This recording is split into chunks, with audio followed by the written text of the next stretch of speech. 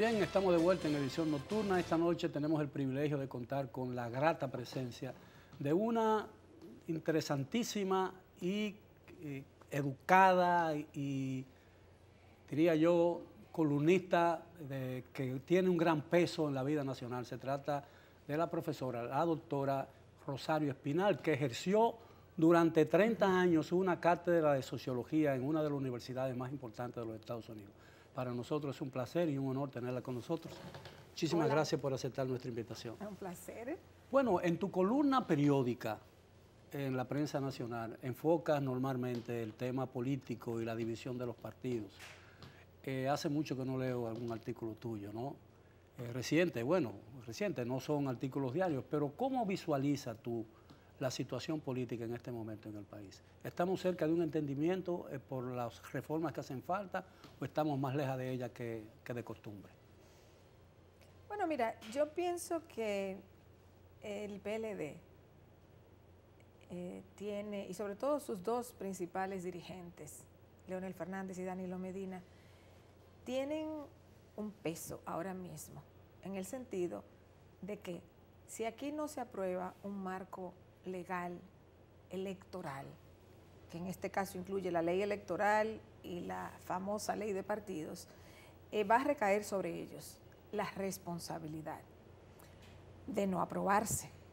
¿Y cuáles serían las consecuencias de no aprobarse? Mira, yo no creo que a la clase política en general le interese mucho una buena ley electoral y una buena ley de partidos. ¿Por qué digo esto? Porque un factor crucial en una buena ley electoral es el control del financiamiento.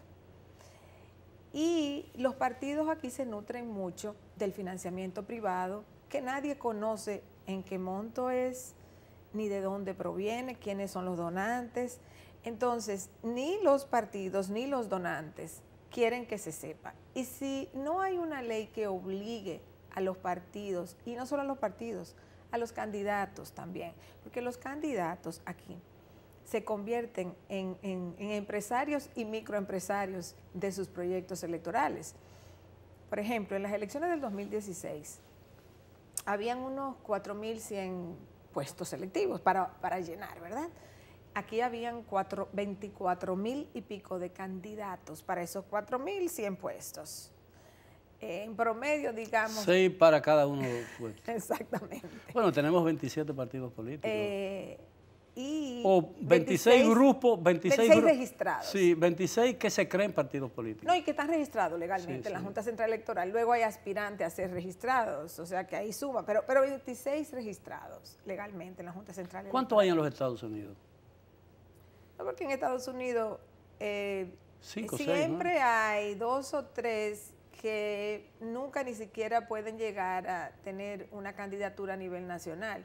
El sistema electoral en Estados Unidos hace prácticamente imposible que surja un tercer partido, porque los sistemas, cómo tú diseñas un sistema electoral, impacta en la facilidad con la cual surgen otros partidos. Aquí es muy fácil, y eso, que la gente que forma partidos se cree que es muy difícil porque le piden que si 80.000 firmas, que si no sé cuánto.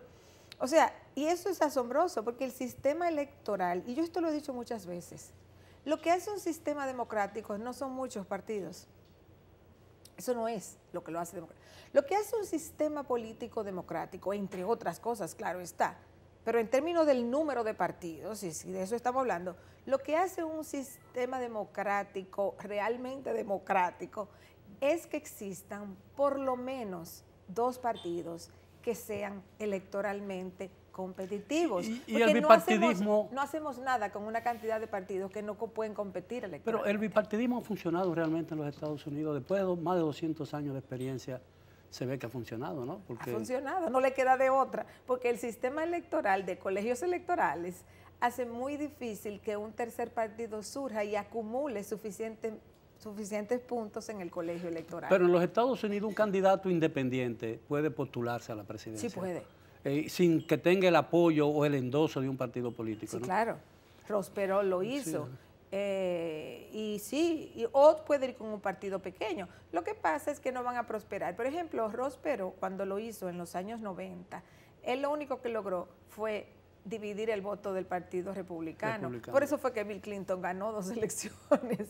O sea, para el Partido Demócrata se favoreció de que Ross Perot le quitó al Partido Republicano una parte de su electorado, y eso es lo que facilita que Bill Clinton ganara, porque si no, le hubiese sido muy difícil ganar, porque con Ronald Reagan comenzó la llamada revolución neoconservadora. Entonces, las 2 presidencias de Bill Clinton fueron un interregno en medio de lo que era una revolución neoconservadora que no se ha detenido, a pesar de las presidencias de Bill Clinton y de Barack Obama. Todavía la política en Estados Unidos sigue en esa etapa, digamos, que comenzó en el año 80 con la elección de Ronald Reagan, y todo lo que es la estructuración política, discursiva, de políticas públicas, etcétera, de construcción de visiones del electorado, ese proyecto neoconservador sigue vigente todavía. La tesis de reducir el papel del gobierno, ¿no? Achicar el gobierno.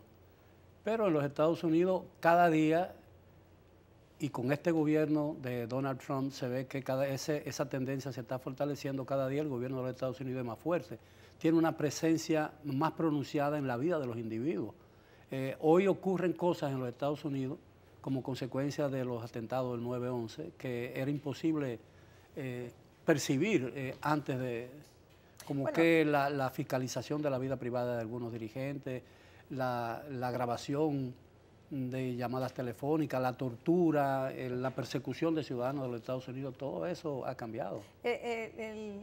Los atentados del 9/11, claro, dieron licencia al Estado para que el Estado estableciera mecanismos de control sobre la ciudadanía.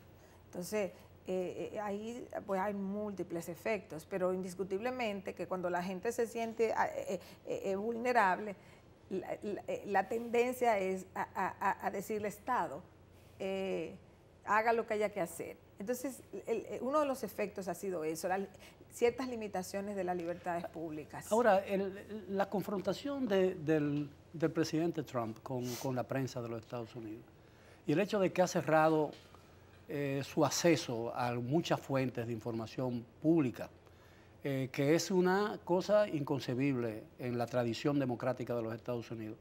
Y el hecho de que el gobierno y el presidente en particular haya desafiado la autoridad de otras instituciones del Estado, como por ejemplo el FBI, la propia CIA, el Departamento de Estado y muchas otras cosas, ¿cómo se ve y qué efecto podría tener en el largo plazo eso en la democracia norteamericana?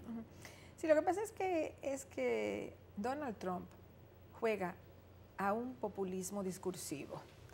El populismo tiene poca tradición en la política norteamericana.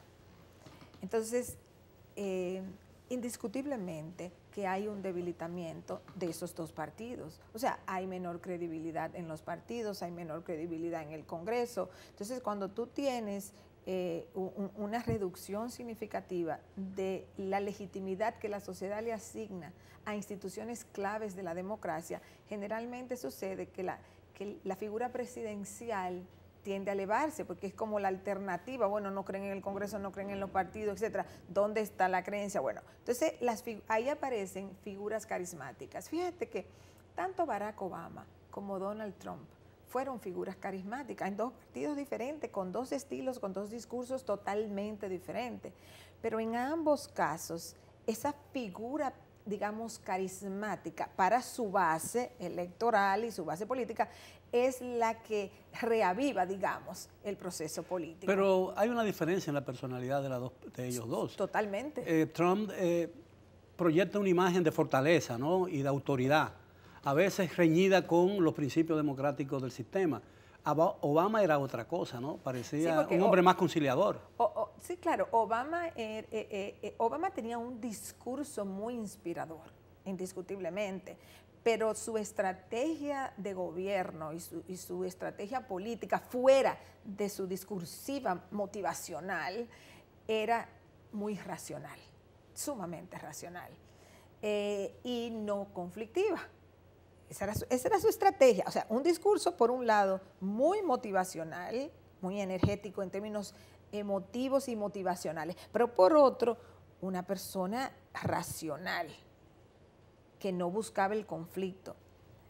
Donald Trump es otra personalidad, totalmente diferente, una persona sin gran formación política, con intuición empresarial, que acostumbrado a decir lo que se le ocurre para obtener sus fines.